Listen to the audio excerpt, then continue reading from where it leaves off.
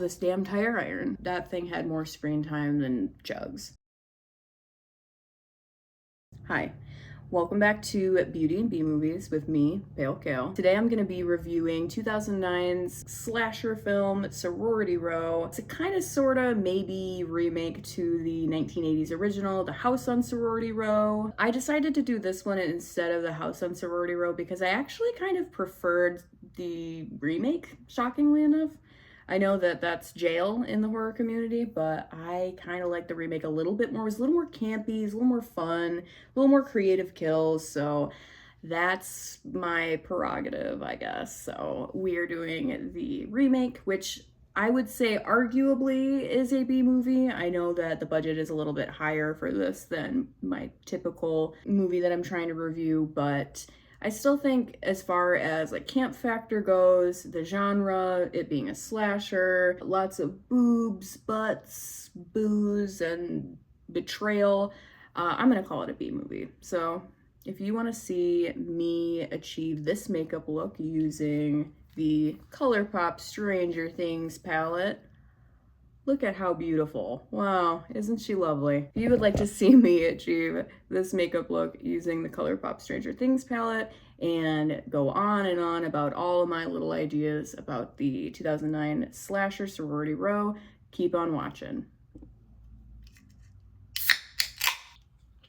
Let's get started. I have no nails on and I want to hear no slander about my nailless fingers because they look horrible. Let's get into Sorority Row. The movie opens and I promise I'm not going to put this on with my fingers, by the way. I'm just kind of dotting it on and then I'll blend it out. The movie opens with a wild party at a sorority called Theta Pi, which is Greek for something, I'm sure. I have no idea. Yeah, so we open at Theta Pi where girls are hazed to the extreme.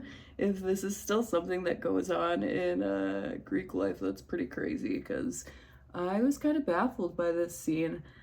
We also get a lovely choreographed number that the girls all magically just know the dance moves to and just jump in whenever. And anytime that happens in a film, I'm kind of, I don't know, I get distracted. So we get introduced to the Thetas in this scene. We've got Jessica, who is a racist Regina George type. We've got Claire, who has a terrible boyfriend, and that's pretty much her only personality trait this whole film. Ellie, a shy nerd. We've got Cassie, who gives main character energy. And then we've got Chugs, who drinks and hooks up with people. And honestly, Chugs was kind of great. I kind of loved her character. We've also got Megan, who is played by the girl from The Hills, Audrina, whatever her name is.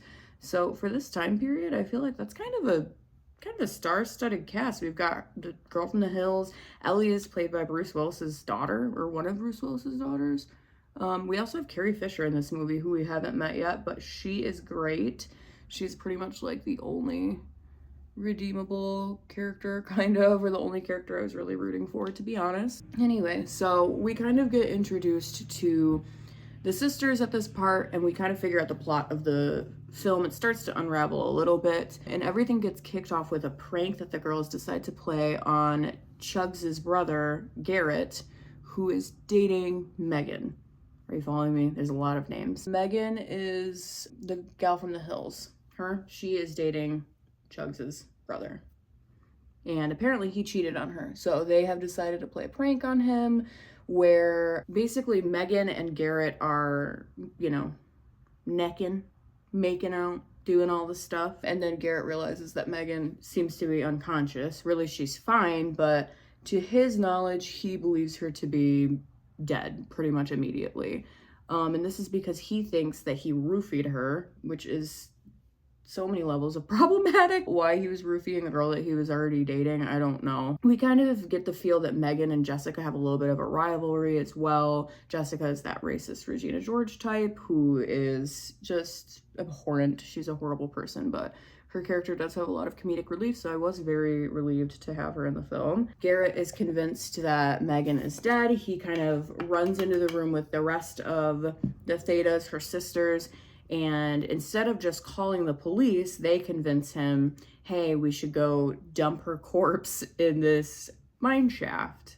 So, seems reasonable.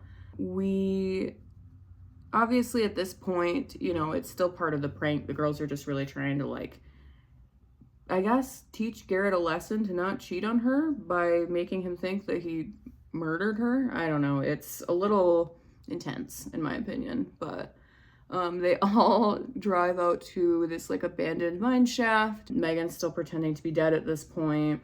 They get out there and they all kind of split up to find rocks to dismember her body with, supposedly.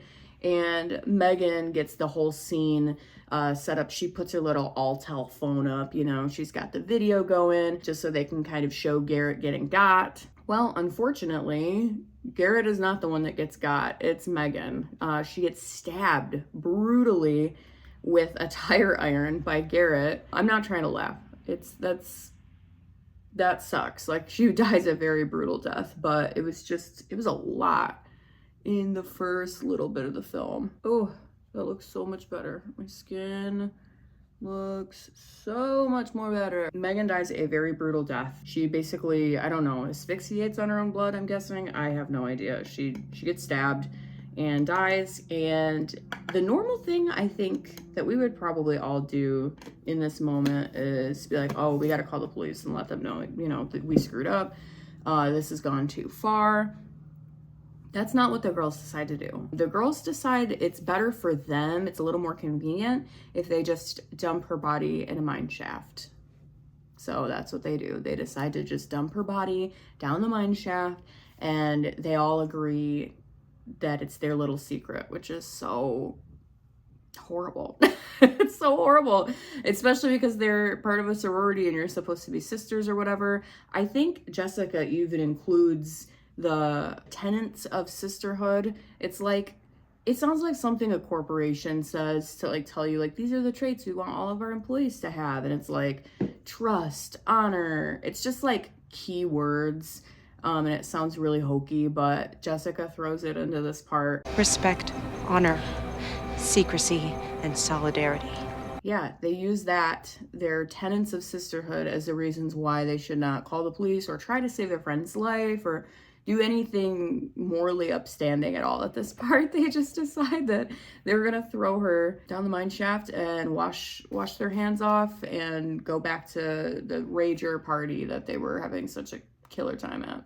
Now, I will say, we do get a little bit of pushback from our girl Cass at this part. Remember, she's main character energy girl. I'm sure you're following along. She does give a little bit of pushback, but that's when Jessica hits her with that secrecy, honor. She hits her with that, so the girls decide, you know what?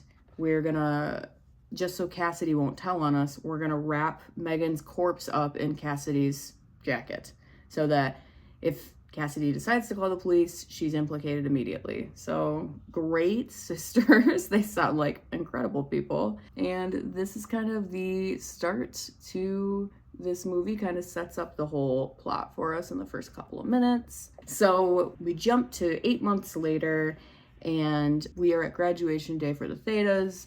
So they are at graduation where we learn that Cassidy has kind of stopped hanging out with the girls. She's kind of gone on to do like charity work and all this. It's boring, but she doesn't hang out with them anymore, basically. She hangs out with her boyfriend, Andy, who is the valedictorian, and as Jessica calls him, Mr. Perfect. For what reasons, we don't know. And at this part, I just couldn't help but think, graduation speeches are literally all the same thing. Like, they all sound exactly the same to me. Like, I don't know. It's always like some kind of fluff about journeys and where you're going, and the end is always, congratulations, seniors, we did it. And it's just, oh my God, I'm so glad I don't have to sit through another graduation, because yeah, they're terrible. Okay, I know I said I wasn't gonna do my brows off camera, but I lied. I'm a dirty liar. It's hard to do them on camera. They look crazy when I do them on camera, so I had to do them off. We see the graduation, and Cassidy decides to go to Theta Pi's little, I think it's Theta Pi's like orientation or like a little mixer or something like that, where Chugs is introducing the new freshman in her own special way. And Jessica looks 45. And I don't mean that against this actress. She's very beautiful and looks young, but whatever the stylist, like the makeup and wardrobe and whatever team, the way they styled her at this part, she looks 45 years old. She looks like a senator's wife. She looks like a realtor. She looks like she would get in an accident. She'd rear end you driving her SUV, and then she would wear a neck brace for the next 8 weeks and kind of imply that it's your fault, even though she's the one who rear ended you. She looks like she looks like she takes pictures of her salad and then calls fitness a lifestyle and not a choice. She looks like she's a hashtag boy mom. I can keep going. I have lots of these. I can keep going. She looks horrible. I don't know who did this wardrobe and hair choice, but yeah, I feel like they could have made her look so much better at this scene because she's really pretty. During this scene, this is when we meet Maggie, Megan's little sister. She shows up to rush the sorority, which is interesting. I mean, I guess I didn't really mention this, but no one really knows what happened to Megan. She's just considered missing. The girls have gotten away with their terrible little secret, so no one really knows what happened to Megan besides the girls. But Maggie looks so similar to Megan that when Ellie sees her, she screams and faints in the middle of the whole ceremony. So her character is very shrill and annoying, in my opinion. Like, she's meant to be like the nice one. She's kind of fragile. She's sensitive. She clearly like regrets what they did, which is all great and fine and awesome. But I felt like her whole character was her just screaming and crying. She was not my favorite character. She was not interesting to me at all. Like, no shade to whoever wrote this character, but she was not my favorite. We meet the other people who are in the girls' lives. We meet Kyle, Jessica's boyfriend, and we meet Mickey, Claire's boyfriend, and both of them seem like quintessential frat boy douchebags. Both are kind of pervs and just like rich kid, my daddy paid my way into this university kind of kids. So we meet them, and the girls are all kind of hanging out. They get a photo sent to their razors, or whatever their phones are at the time, of the tire iron that killed Megan. So clearly somebody knows about their little prank gone wrong, their murder, and the girls are kind of freaking out. Gotta say too, this whole scene felt very Pretty Little Liars adjacent. This movie came out in 2009, and Pretty Little Liars came out in 2010, so did Pretty Little Liars copy Sorority Row? I doubt it, but, you know, I found it interesting. Interesting coincidences, you know?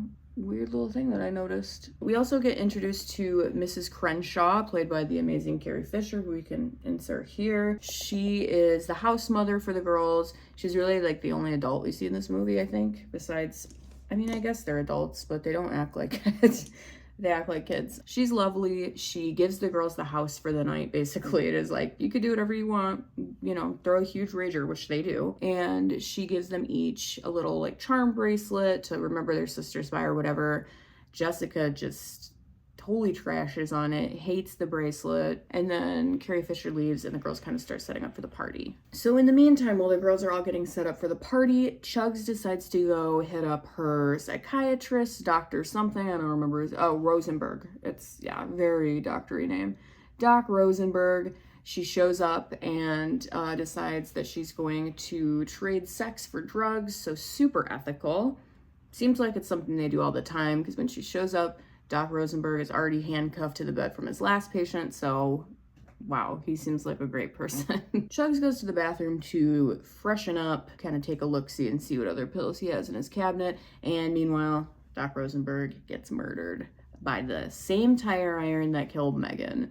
And we will see that tire iron all throughout the movie, so stay tuned for that. Well, Dr. Rosenberg is getting murdered. Chugs is kind of hanging out in the house, kind of waiting for him, drinking a bottle of something, I don't know. And I gotta say, I'm really bummed that we didn't get more of Chugs, because she's solidly funny. Like, I felt like her character was really fun. Was she a great person? No, but none of them are in this movie, like, really. But I really enjoyed her character, and I was kind of bummed. Anyways, kind of foreshadowing there, but Chugs gets murdered at this point. But she does get a solidly cool death that I've never seen before, actually. She gets murdered by the killer shoving. She's kind of laying on like a bed or a couch or something, drinking something, like a beer, I can't remember, something in a bottle. And the killer comes up and shoves the bottle down her throat.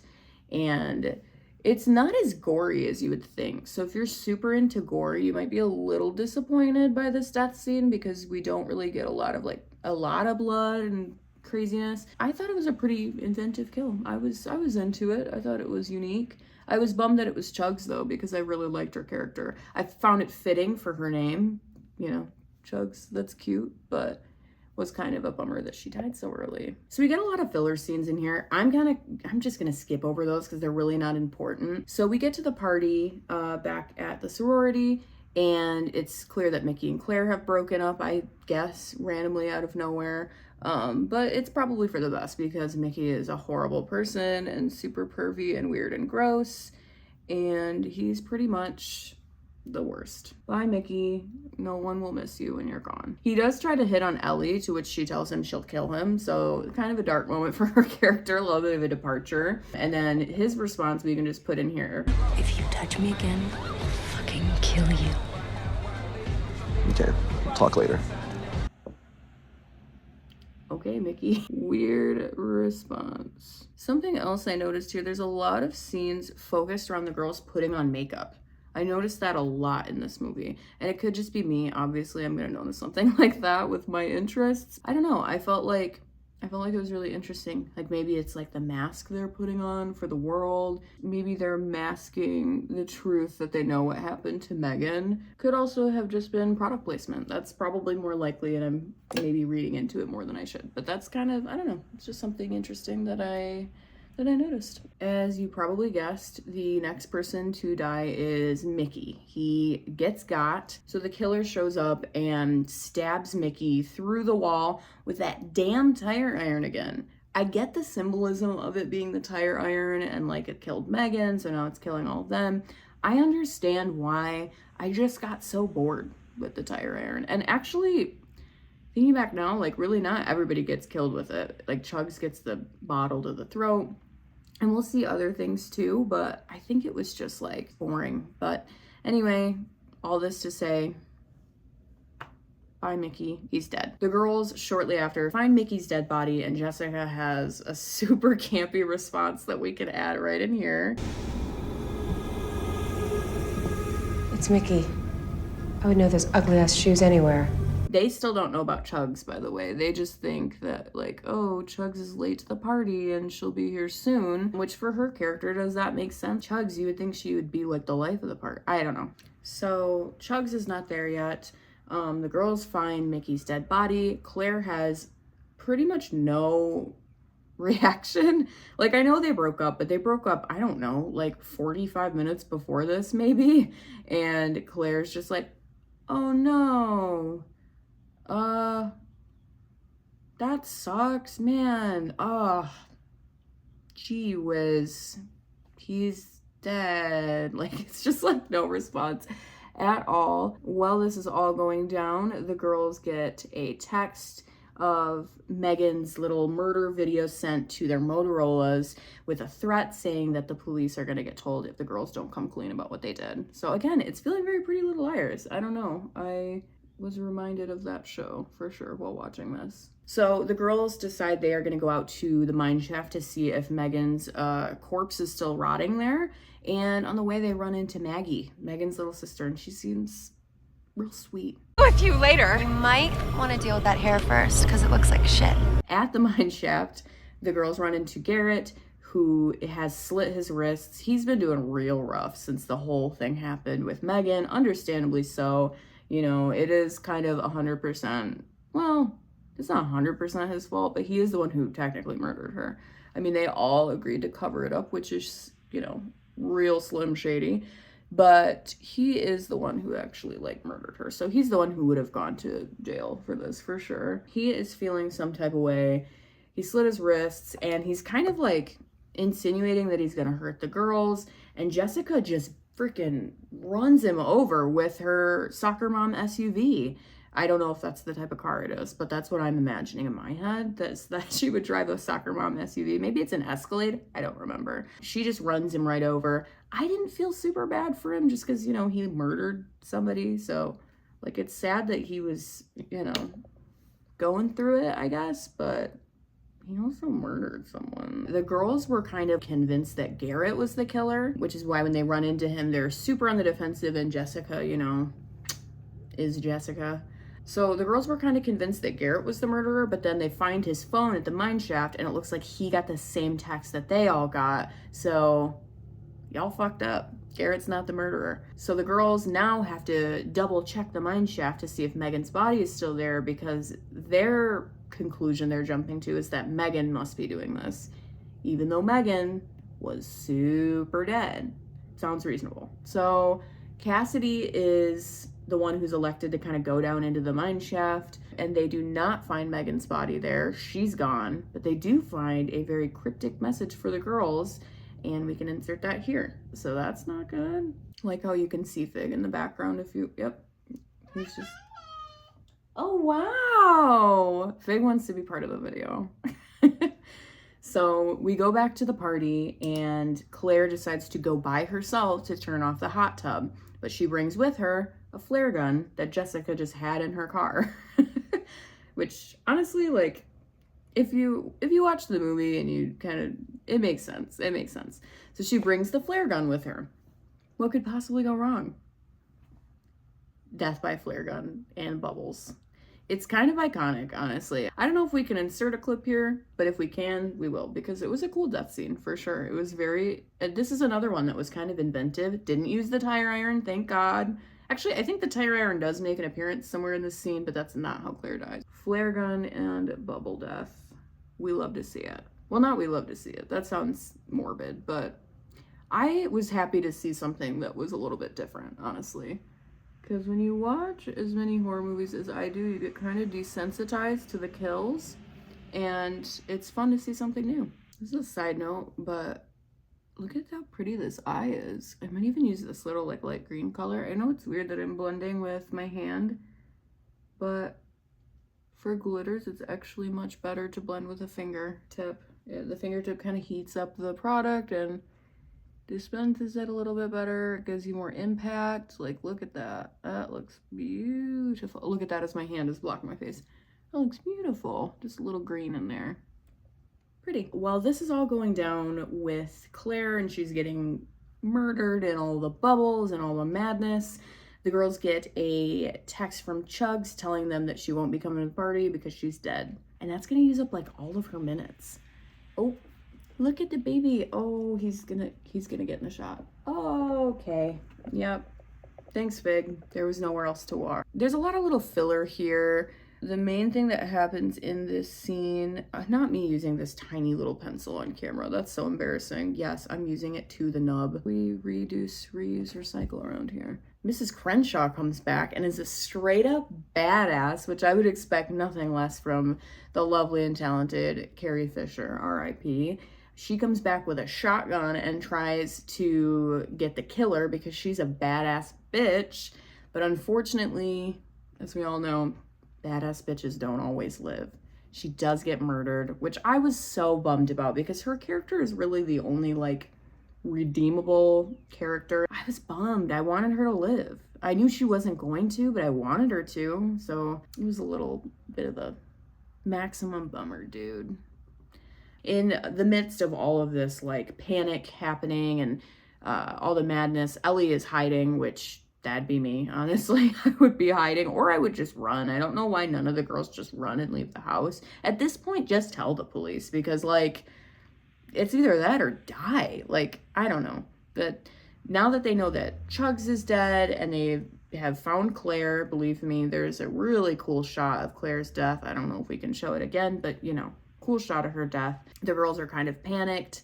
The house is also on fire. I didn't really get to mention that, but I'm assuming the flare gun involved in Claire's death has set the house ablaze. So now the girls are trapped in a burning building, and it's just absolute madness. The girls decide to go back to Mickey's corpse to steal his BlackBerry to try to get help, I guess. I feel like If the house is on fire, wouldn't the police already know to like, or like, wouldn't a firefighter already be coming? I don't know. Anyway, there's this whole boring side plot about Jessica and Maggie kind of having like a rivalry, kind of the same as Jessica and Megan, Maggie's older sister from the beginning, you know, all of that, blah, blah, blah, blah, blah. Kind of boring, but the important part is that Kyle, Jessica's little loser boyfriend, shows up with no pants on during this scene because he's banging Maggie, Megan's little sis, Jessica's arch nemesis. So Kyle is kind of a piece of shit, and shown even more so at this part because he starts straight up manhandling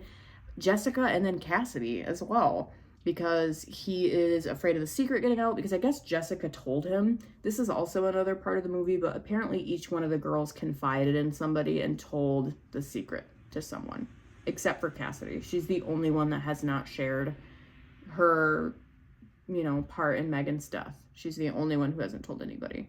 Again, it's not super important to the story, but it kind of shows why all these people are being murdered.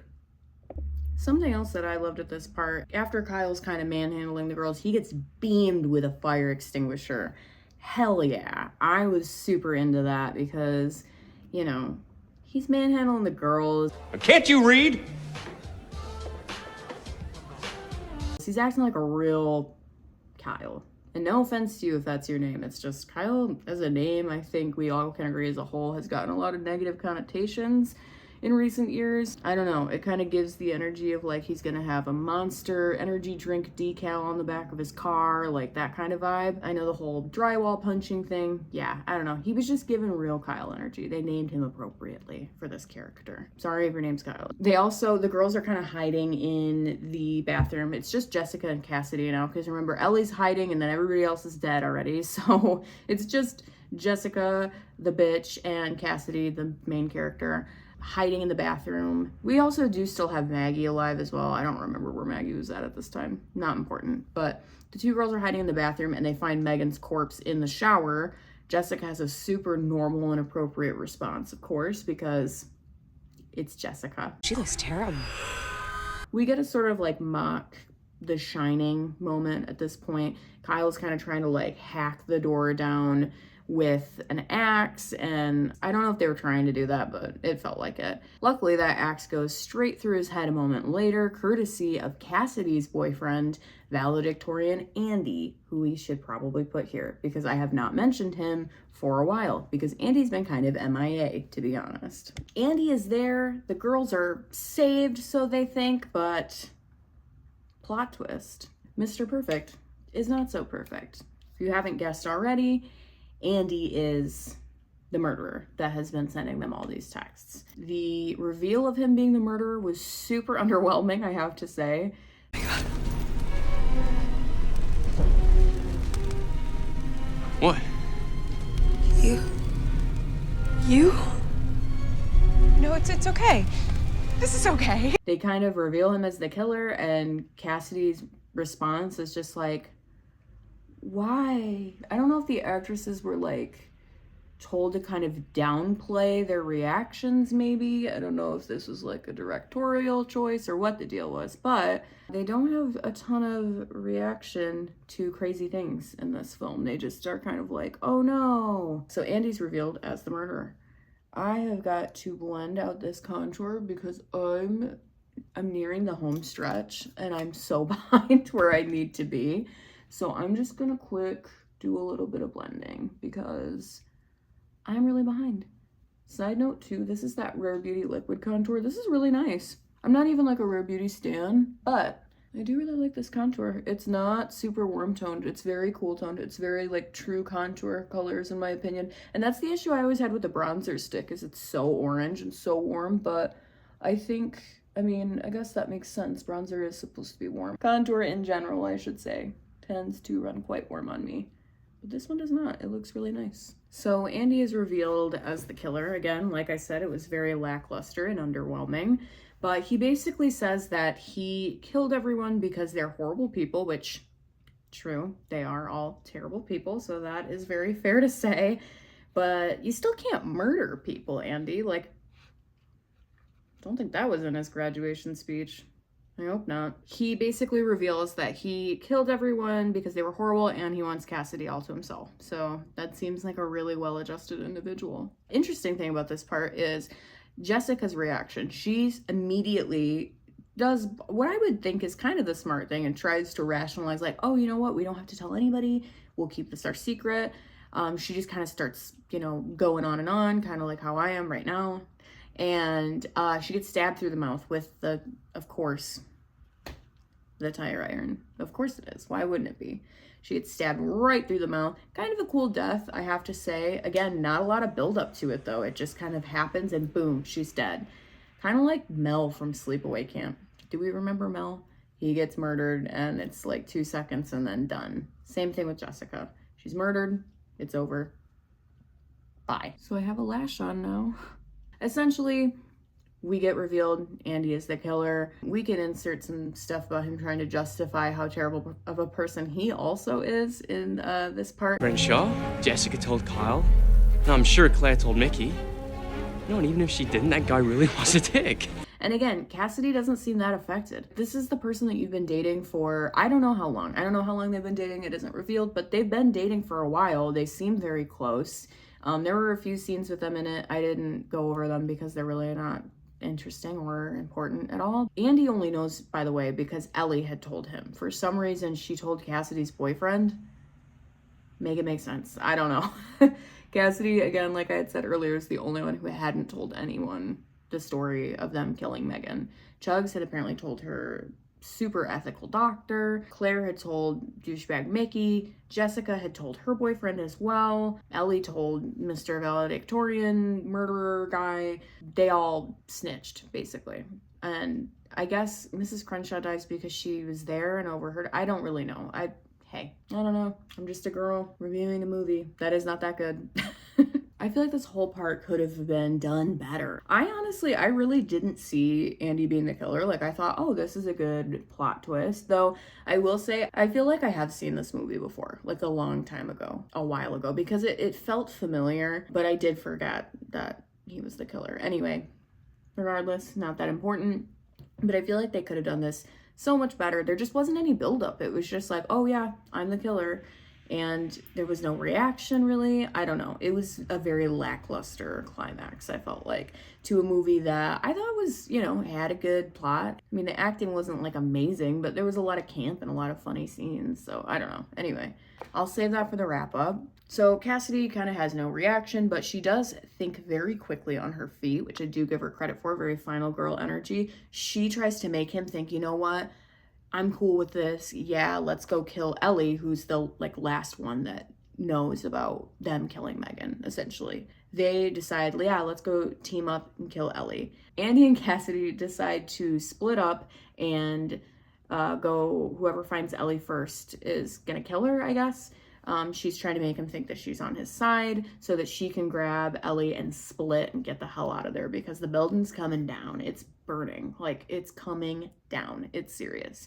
They split up. She grabs Ellie. They start trying to make a run for it, and then they run into Mr. Perfect Andy, who is less than pleased that Cassidy lied to him. So now he's decided, I'm killing Cassidy too. Even though he did this whole thing for her, he immediately switches up. But I guess, I mean, he's a murderer, so how rational is he? So unrelated to all of this, but I'm trying to decide which blush I want to use. I think, because I have this melt one, it's kind of it's like a melt powder. It's really pretty. It's like a peachy one. It's called Honey Thief. Really pretty.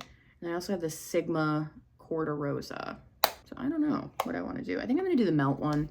I want to do really minimal blush because this eye look is so like dim and dark. I don't want to do like a crazy blush as well. Like I said, Andy's pissed. He's kind of like chasing after the girls because now he's got to kill all of them. Cassidy has a hero complex and she's got to save Maggie, who is trapped in the fire. She just, I think it's guilt because she let her sister die. She feels guilty. So she goes back in to the fire to save Maggie. All the while, she tells Ellie to scram, get the hell out of there. And Andy is continually trying to like throw the tire iron at Maggie and Cassidy to try to kill them because he can't let go of the freaking tire iron. It's honestly it's his crux at this point, or crutch, is that how you would say it? It's his crutch at this point. He like has to have the tire iron. Like he can't kill people without this damn tire iron. I get that he's like all about the symbolism or whatever, but holy shit, I'm over the tire iron at this point. He is trying to kill the girls, and then all of a sudden Ellie acquires the backbone that she's been missing for this entire film and shoots Andy with Mrs. Crenshaw's shotgun, which, amazing. We love it, right? That's also giving final girl energy. So Ellie shoots Andy and he falls through the floor that is falling apart in this house that's on fire. So Ellie shoots Andy and he falls through the floor straight to hell, complete with no, right into the flames of the house.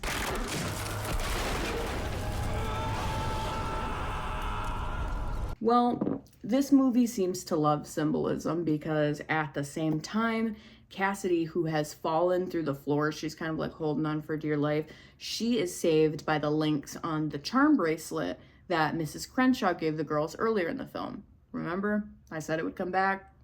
It does. It actually saves her. I thought this was kind of cute, you know? It's almost like their ties to their sisterhood saved her or something like that. I don't know. I mean, honestly, this movie has made me very sus of sororities for probably the rest of my life, if that's really what they're like, because it seems a little culty.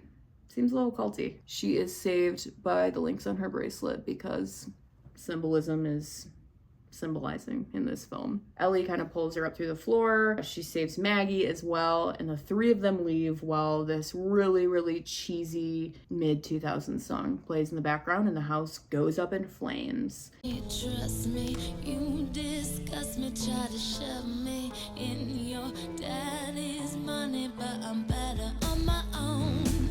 I got some things that I do better on my own. I'll show you how you turn my insides out. And there are 3 final girls in this movie, which I don't know. I don't know if I didn't love this just because I wasn't really rooting for any of them because they were all boring. We jump ahead in the next scene and it is the following fall, and Maggie, Megan's little sis, is rushing the sorority, Theta Pi. I don't know why she would want to rush the sorority and join them after what they did to her sister. They straight up murdered her and covered it up, but for some reason she's rushing the sorority, or she's part of the sorority, and they kind of show that the house is being rebuilt. And then in the distance, the last shot of the movie, we see someone holding that stupid godforsaken tire iron when their wrists have scars on them. So presumably Garrett is alive and wants revenge. That's kind of what it seems like. And then the movie is over. I'm just gonna quickly put on lips and then I will do my wrap up. Yep, that doesn't look crazy at all. Oh, I like that. Oh.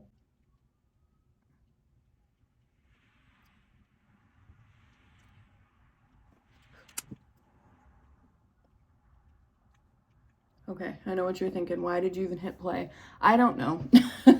I don't know why I hit play. I also still have to do mascara. Probably try to do that while I'm wrapping up. My final thoughts. Sororities are insane if this is really how it goes down. I'm sure it's a dramatization and this does not really happen, I would hope. This movie made me very sus of sororities or fraternities in general. I mean, the ragers they had, the parties were like insane. I don't know how they had the budget for this. I mean, I thought college was about like having panic attacks over student loans and eating ramen noodles and skipping your 8 a.m. French class. Or maybe that was just me. I don't know. But it seemed insane. I don't know how they funded this. None of them seemed to have jobs. I'm assuming maybe their parents who paid for their school also paid for their parties. I have 2 minds about this. I think there was a lot of potential here, right? Cool story, casting choices, there were some good ones. There were some really cool kills too, like Chugs' kill was really cool. I thought Claire's kill was very inventive. Jessica's was, if there was more buildup, I think that would have been a really like interesting kill as well. I think I was just so sick of the damn tire iron at that point that I was desensitized to it. But yeah, I just felt like it lacked a lot of character development. Like, I know I didn't really go super in-depth about the characters because they didn't. I don't know, we didn't learn that much about the characters. We know that Ellie's a nerd and that she's sensitive. They kind of go over that. Sorry, I just need a little more, you know, I need a little, I can just get a little vulnerable for a second. Do a little layer on my lower lashes here. This is that new Tarte Lights Camera Lashes Platinum. I don't know, they have so many products named Lights Camera Lashes, I feel like. I do that mascara face, you know? Much more better. They just lacked character development. I felt like I knew Chugs, I felt like I knew Jessica, I felt like they were kind of funny, they were the comedic relief of the film, so I was very grateful for their presence. I don't know. I was grateful for them and their characters, but the rest of the characters, like Claire barely had any lines. She was just talked about Mickey and that was like it, I guess. Claire talked about Mickey and that was like it. Cassidy had this weird hero complex. I get it, she's the final girl. Like, I mean, there were like 8 final girls, so was she? I don't know. I think she was meant to be the main character. I feel like I just didn't get to know them that well and they could have really used some character development. I get that we're trying to fit this all into like an hour and a half or however long this movie is. I was not super invested. When 3 of them lived, I was like, sure, okay. There was not really anything making me root for these characters. Maybe that's just me. At this point, I bet you're wondering, hey Kale, were you wearing a different shirt? Yes, I was. I spilled my pink slush Alani Nu. Not sponsored, obviously, but love those. I spilled it all over my shirt, so I had to change it, and I thought I would address it because how could I not? Anyway, I also felt like Andy being the killer was very underwhelming as well, and not very realistic. You're telling me that this skinny little 5'9" twerp was straight up manhandling everybody and murdering them? I don't know. I don't know about Andy being the killer, guys. I felt like it wasn't the most realistic. I thought it was a cool twist. I wish they would have just built up to it a little bit more. And I mean, I guess he was just throwing the tire iron a lot. So I don't know. Maybe he got them muscles from writing that sick valedictorian speech. Who can say? Also loved the symbolism of the bracelets. I thought that was cute. I know, it's cheesy, but it was kind of cute. It was a good way to show like, oh, they're ties that keep them together, like real sisters, and blah, blah, blah, blah, blah. Like, you know, I got it. I got what they were trying to do. I got what they were putting out there. I appreciated it. If we are going off on my little pumpkin scale that I've come up with, if we're giving it on a scale of 5 pumpkins, 1 being the worst, 5 being the best movie I've ever seen, I'd say probably 3. I'd say probably 3, I guess. I loved the sense of humor. It was campy and funny. I definitely would rewatch this. I do think it would be like a guilty pleasure watch for me because it is funny. We got a lot of humor with Chugs and with Jessica, so that I enjoyed. But I just feel like we lacked a lot of character development. We had a few inventive kills, but we could have gone a little bit. They could have done something else with the kills. They were good. Chugs' kill was pretty cool. That's definitely something I will remember. That's probably what I will mainly take away from this movie, to be honest. That and that sororities are insane and hazing is horrible. Camp, thrills, mediocrity. It's a 3 pumpkin, let's just say that. I actually am surprised that there's no sequels to this too, though I did read online, they said something in 2024 about doing a sequel or reboot or something, and that they hope that Rumor Willis and the girl who plays Cassidy, I don't remember her name, would reprise their roles, which was kind of cute, so who knows, maybe we will be seeing a sequel in the near future. Keep your eyes peeled for that one. As long as it doesn't involve this damn tire iron. Though, to be honest, I'm sure that it will because that thing had more screen time than Chugs. What else would you like to see? Do you have any movies that you think I should review? Do you have any thoughts, opinions, feelings about Sorority Row? Have you even heard of the movie? Have you seen it? It's fine. If you're looking for a horror movie that's just fine, go see this one. I do think you have to rent it though. It might be on Prime Video. I don't think it is. I think you have to rent it. That's about it for me today. Let me know what else you'd like to see. Please comment, like, subscribe, share, do all the things. Show me the love. I don't need any hateful comments about the no nails. I know they look crazy. I'm gonna get them done at some point. Thanks for watching and I will see you next time. Later.